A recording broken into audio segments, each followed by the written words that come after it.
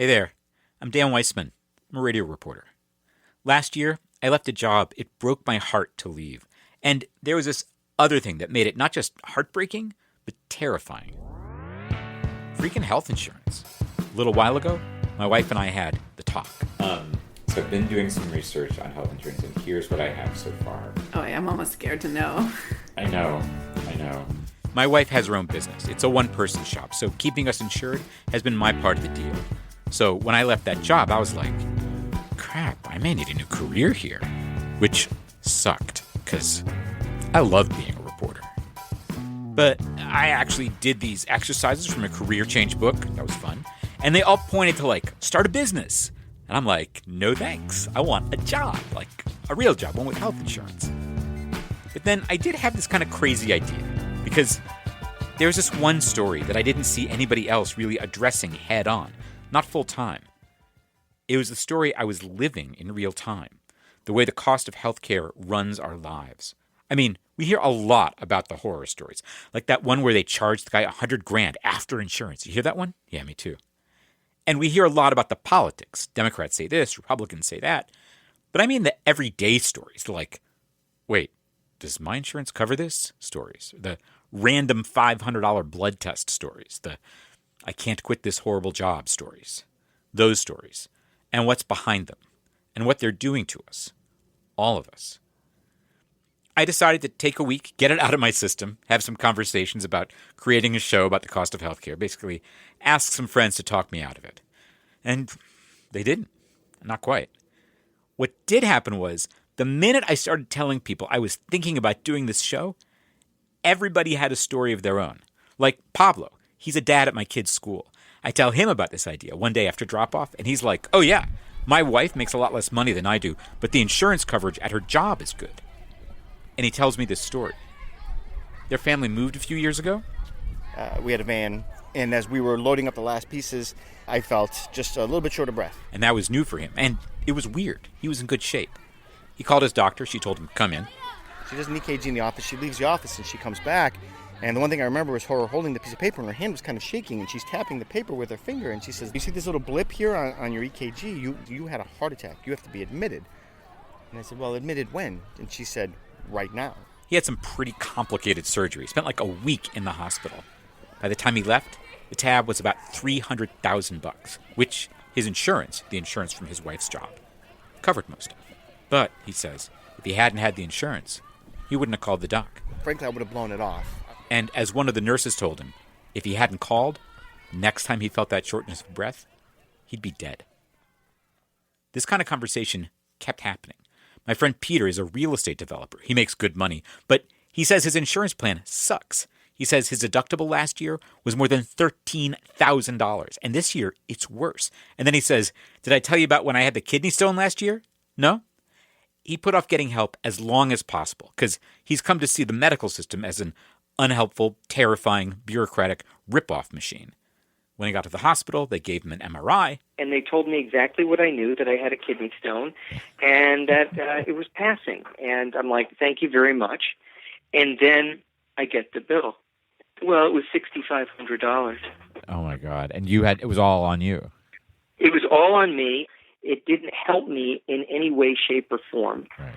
And then I'm left with this bill. Peter, one of the things that I find, awful and delicious about this story is, it's not just you're a real estate developer, you make a good salary. It's you're a real estate developer, negotiating with people say, contractors who most people would never think they were slick enough to do is what you actually do for a living. Right. And Yeah. I can't negotiate this system. My friend Nyla has great insurance. She's a state employee. Last year, she needed it. She got diagnosed with breast cancer at age 41. They did surgery, chemo, radiation, everything. But great insurance doesn't mean perfect. Early on, before her surgery, she got a bill for $6,000. And I had a heart attack. Well, not literally, obviously. But I opened it and I was already not in a good place. There was a lot of crying. I opened the bill and I just started crying. A hospital social worker eventually helped get that straightened out. But later, there was a moment when the money woman from the hospital came up to Nyla in the emergency room and hit her up for $2,000. Nyla is savvy. She got that handled too, but it was no fun. And then, at the end of the year, after all the treatment was done, there were these new bills, which was weird because she thought she'd paid her share, the deductible. I would log online, it would say you've met your deductible. And then I called them and they were like, oh, well, we don't actually really know if you've met your deductible. And I was like, what? What? And they were like, well, you've just had so many bills, we assume you've met it. I was just like, what? Yeah. Oh, and then there's the full year she spent haggling with her insurance about reimbursement for the wig she got when her hair came out. And still. I think I had a good experience. Honestly, I think I had a good experience. Like, I know people, women my age, who have gone through breast cancer and had to create like GoFundMe campaigns to pay for their chemotherapy. Seriously? Jesus. And yeah, this isn't just people I happen to know. We all know people in that position. I mean, a lot of us worry that we're next. In a recent poll, 2/3 of people said they were worried about being able to pay for an unexpected medical bill. You know who else is worried? Billionaire CEOs. A few weeks after I started working on this podcast, Jeff Bezos of Amazon and Jamie Dimon, who runs JP Morgan Chase, one of the biggest banks on the planet, and Warren Buffett announced they were teaming up to start a new enterprise that would, they hoped, get the cost of healthcare under control. Because, they got a ton of employees who need healthcare. Warren Buffett called healthcare a hungry tapeworm on the American economy. Honestly, I love that guy. And so, this is a big story. Like the title of this episode, This is Water. That's from this speech by the writer David Foster Wallace. It gets passed around on the internet a lot. And he opens with this joke. There are these two young fish swimming along. And an older fish passes by and he says, Morning, boys. How's the water? And then one of the young fish turns to the other and says, What the hell is water? Sound familiar? We're all surrounded by it. The cost of healthcare nestles itself into every big decision. How we have babies, where we choose to work. And it's there every time we stub our toe and wonder, if my toenail falls off, can I afford to see somebody about that? Like, before even taking off our sock. So, fertile ground for reporting. And you know what else I'm finding out? A lot of what we think we know turns out to be weird and complicated. For instance, you hear a lot that healthcare eats more than 1/6 of America's gross domestic product, and it's growing. That's a federal statistic. Warren Buffett quotes it, lots of people do. But what does it really mean? I mean, what can I compare it to? Like, if I'm imagining the U.S. economy as like a pie chart, and healthcare is this big slice, how big is healthcare compared to other slices? Like, I don't know, transportation, housing? What are the other big slices anyway? I spent a day recently calling a bunch of economists trying to get an answer. It was harder than I expected. That's right after this. Okay, what does it mean that healthcare is more than 1/6 of the economy? What are we comparing it to? Here's Jay Bhattacharya. He literally wrote the book on health economics. It's a textbook. He teaches at Stanford. That's a great question. I mean, before I answer. Actually, as a health economist, he's not really looking at the rest of the pie. That's a job for a macroeconomist. But that's a fantastic question.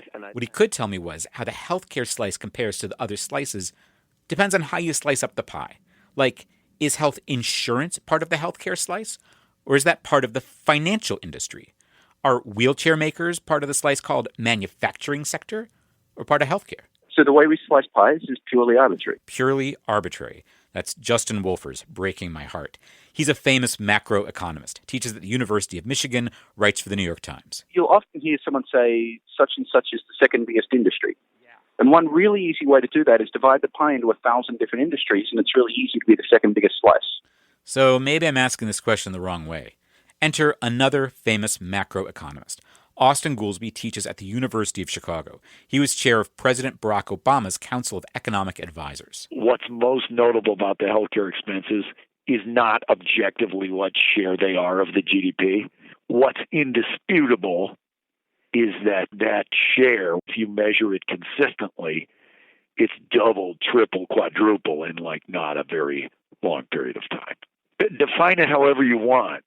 It's gone way, way up in the last 30 years. Okay, so that's depressing. But as a reporter, it did cheer me up. We really do have a crisis where healthcare keeps getting less affordable. And a lot of basic questions don't have clear answers. I'm onto something. Unfortunately, that something includes me. I mean, this is a great idea for a show and all, but what about my family's health insurance?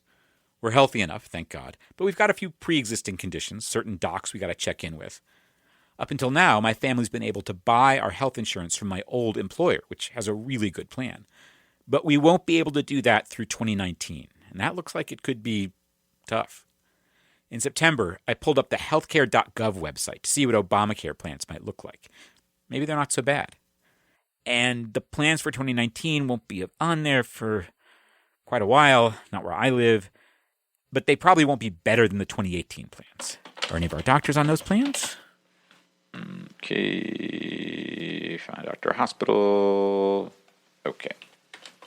So none of the doctors are there. That totally sucks. So now the question is, what happens if we go out of network? Is there an out-of-pocket maximum? And I think the answer may be there isn't. In which case we are effed. Okay, couple terms there. Out-of-pocket maximum, out-of-network.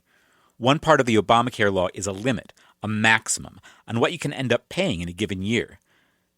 But I think that's only if you see doctors that take your particular health insurance plan. They are in-network.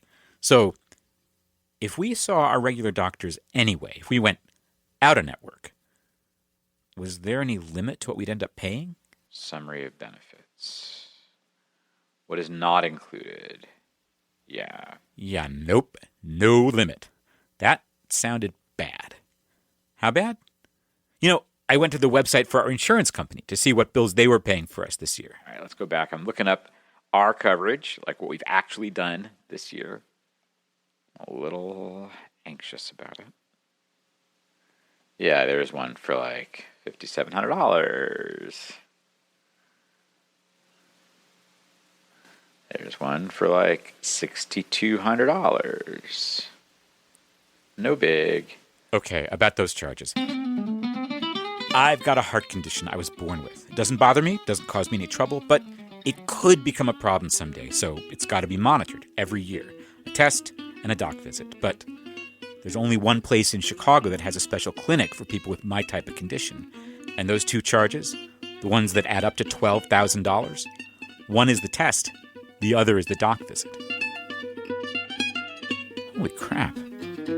There were other big charges, like a few weeks after I talked with Pablo. That's the dad from my kid's school, the one who found out he had a heart attack after he felt a little out of breath.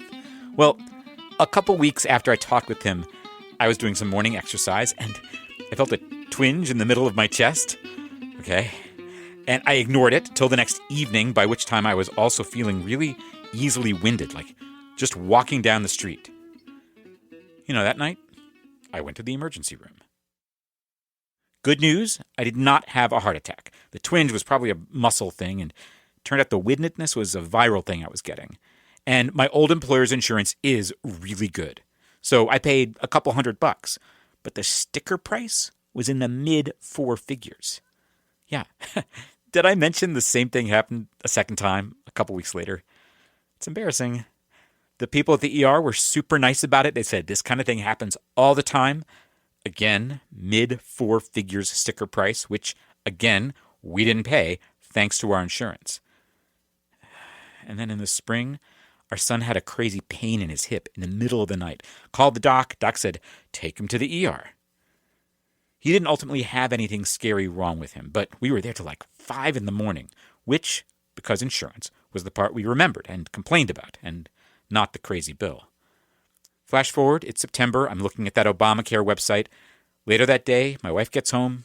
We talk. Here's what I have so far. Oh, I'm almost scared to know. She takes it pretty calmly. I tell her it reminds me of something she's always saying. How if you have the right kind of job, the kind with really good benefits, it's kind of like you live someplace, like a country where they've got like a good national health plan. Someplace where you don't have to worry about what it costs to go to the doctor. Someplace, like Sweden. Those are the kind of health benefits my old job offered, and that's why we are paying them really high premiums this year so we can stay on their health insurance. We've been paying that premium to continue to live in Sweden this year. So we are going to be leaving Sweden. Well, that really sucks because I really liked living in Sweden. Yes. Right. Can we get visas to Sweden now? Luckily, she thinks ahead. She's been working on another plan for a while. She's been a one-person shop, but she brought on an employee this year just for this purpose. If we can swing the premiums and if the insurance companies take us, maybe we could buy group insurance and get a plan that covers our doctors because her business legit has additional employees beyond our family. This has already cost us a bunch of money, paying payroll tax like Social Security, plus unemployment insurance, plus hiring a payroll service to make sure none of that stuff gets screwed up. But insurance brokers say they won't actually be able to do the paperwork, get the insurance company's blessing till later. And if the insurance companies do not like us, it is no more Sweden. So yeah, I've got a personal reason for taking this project on. A couple of them. First, me and my wife and our son, we're in this thing. We've got to figure this out. I mean, say we do get another year in Sweden. What about the year after that? The whole thing is definitely not getting better on its own. So learning more about this stuff, that is important for me. And second, this is the job I definitely want.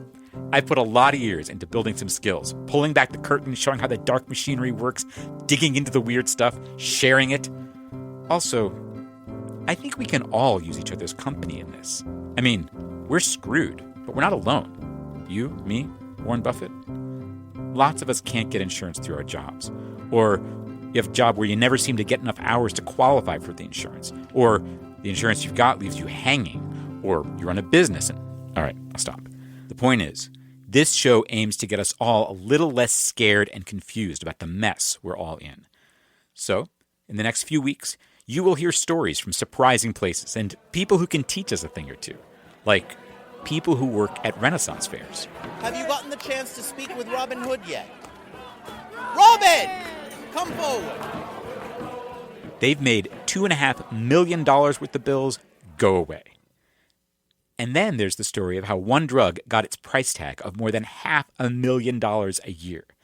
It involves a Connecticut housewife, a 1970s TV star, and a Las Vegas area distributor of popcorn and nacho cheese sauce. I mean, these things happen in the movies. They don't happen to real people.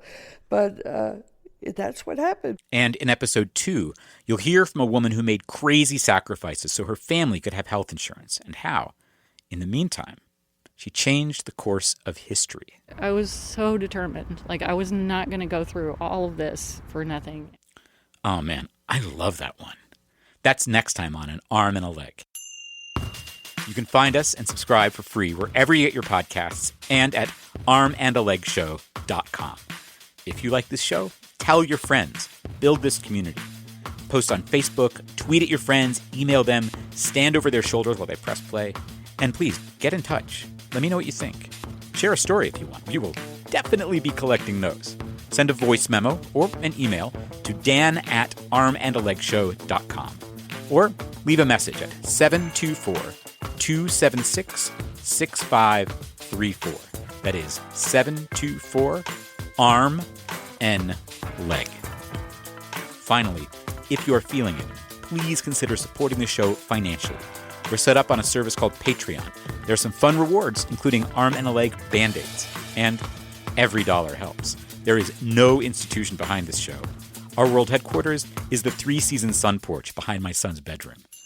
There's a big, fat Patreon button at armandalegshow.com. And depending on where you listen, your podcast player may have a donate button. That works too. Thank you for giving that some thought. I really appreciate it. Either way, I'll catch you next time. Till then, take care of yourself.